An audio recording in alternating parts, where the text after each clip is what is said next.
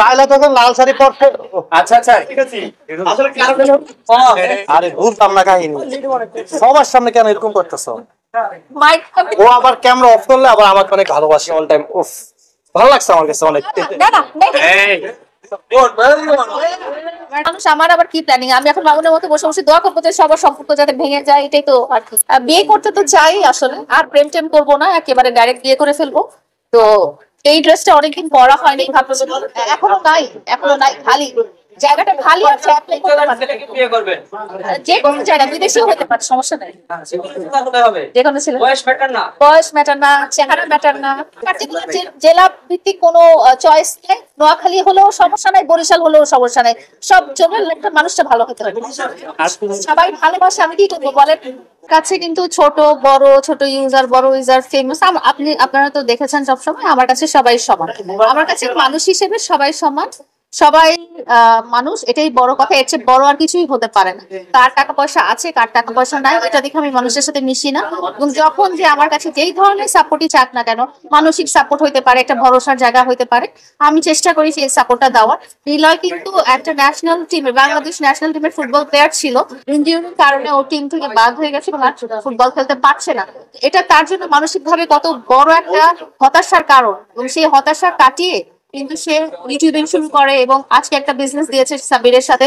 এটাই কিন্তু এক্সাম্পল সবার কাছে, এটাই কিন্তু উদাহরণ যে জীবনে ভেঙে পড়া চলবে না, জীবনে পিছিয়ে পড়া চলবে না, সবসময় উঠে দাঁড়াতে হবে এবং সবসময় এগিয়ে যেতে হবে। এবং কারোর জন্য জীবন থেমে থাকে না। আজকে আমার বিএমডব্লিউ নাই বলে আমি স্যাড হওয়া যাবে না, কারণ আমার যেটা আছে সেটা আমার নিজের অর্জনে হয়েছে, সেটা নিয়ে আমার খুশি থাকা উচিত এবং আরো সামনের দিকে কিভাবে এগিয়ে যায় সেটা চেষ্টা করা উচিত। ব্যাপারটা তো আসলে চিরন্তন সত্য, যদি সত্যি না হতো এটা কিন্তু বচনে পরিণত হতো না। তো অবতার করা আসলে কখনোই ঠিক না, এটাই আমি বলছি। হচ্ছে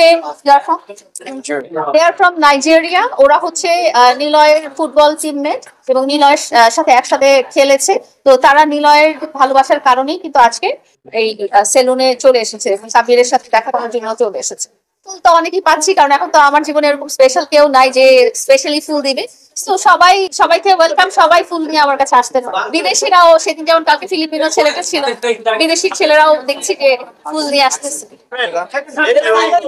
All of them want to know this guy, how should they, this guy with you? Yes, Assalamu alaikum everyone. Please, we really appreciate everyone. And this is one of our brother, our friend from Bangladesh. We guys, we are from Nigeria. Then we play football soccer here in Bangladesh here. Like me now, I play Chittagong Muhammada before. And then this our brother, we played together many times before he has some challenges. But now we are happy for him that we just come out to support him because he has always supporting us in Bangladesh as well as a football player. So that is why we are here today, just to support him and wish him all the best.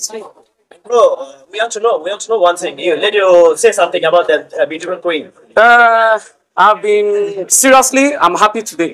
I'm very happy because I don't believe that I will meet her today. I've been watching her on TikTok because I'm also a TikTok lover. So I've been watching her. Also using TikTok? Yes, I do.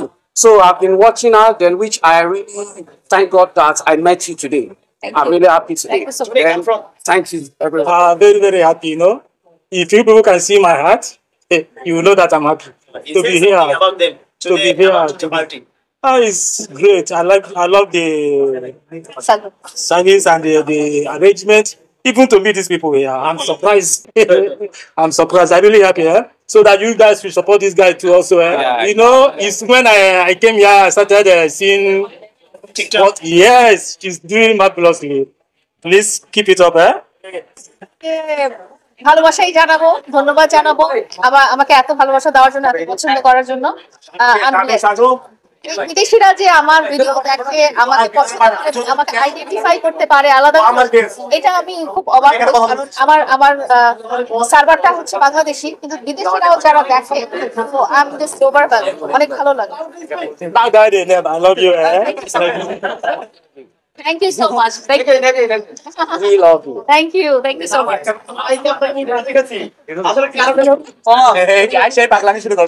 আরে বুঝতাম না কাহিনী, সবার সামনে কেন এরকম করতেছো? ও আবার ক্যামেরা অফ করলে আবার আমাকে অনেক ভালোবাসে। মানে পাগলের সুখ মনে মনে আর কি, পাগলের সুখ মনে মনে। হ্যাঁ হ্যাঁ হ্যাঁ না, অবশ্যই লাল শাড়িটা আমি ওকে চুজ করে দিছি। লাইলা আমাকে বলছে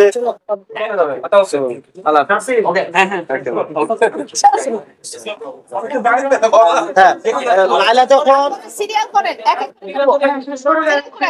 লাইলা তখন লাল শাড়ি পরতে আচ্ছা আচ্ছা কি সিন বললি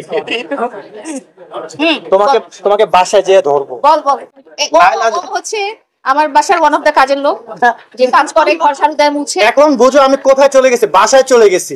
ইয়েস, আস্তে আস্তে তার মনে চলে যাব, তাই না?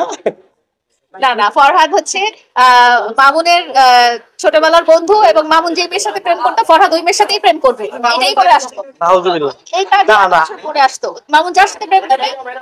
হ্যাঁ এটাই, লাইলা বলছে মামুন যার সাথে প্রেম করছে আমি তার সাথেই প্রেম করছি। অবশ্যই মামুন লাইলার সাথে প্রেম করছে, এখন আমি লাইলার সাথে করবো, সমাধান, তাই না? এই জন্য আমি তো আমার বন্ধু সবকিছু রাখতে চাই আমার হাতে। লাইলাকে দেখার পর আমার আসলে অনেক ভালো লাগছে। আর লাইলাকে তো লাল শাড়িতে আরো পরীর মতো লাগে, পরী তো পরী থাকে অল টাইম। উফ, ভালো লাগছে আমার কাছে অনেক, এটাই।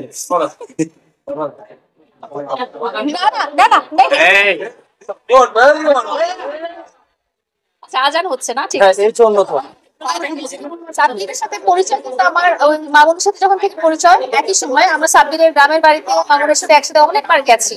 তো তখন থেকে আসলে বন্ডের স্টার্ট। ওকে মামুন খুব কাছের একজন মনে করে। মামুনের চুল আঁচড়াতে, আপনারা একটা ভিডিওতে দেখবেন অনেক আগে 2021 সালের ভিডিও, যেটা দেখবেন যে মামুনের চুল আঁচড়াচ্ছে, মানে মামুনের কাছের মানুষ সে, খুব ভালোবাসার মানুষ সে।